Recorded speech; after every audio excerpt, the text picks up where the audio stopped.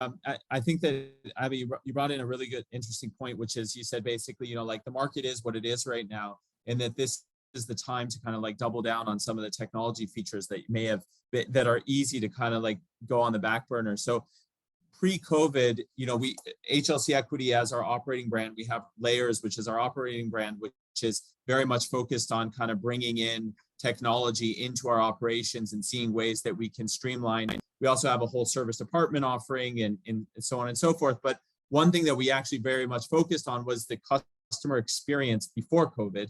And that got us to the point, we had a community app and figuring out the leasing process and how we can automate that as best as possible.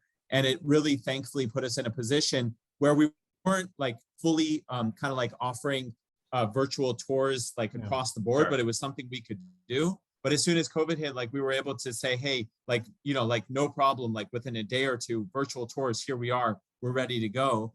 And then kind of, so we had thankfully that down. And there were other areas though, where we said, hey, we should, so we started investing more in kind of like our investor platform of HLC Direct. And because we said there are so many tools today that allow us to go direct with our investors so that they can be with us, and we can have direct communication with them. So that's when we kind of like launched HLC Direct, but it was exactly that of saying like, we don't know, like, call it March 2020 in April 2020, we don't know if we're going to do a deal tomorrow or in a year from now. So in the meantime, we're going to double down and invest in kind of like some technology features.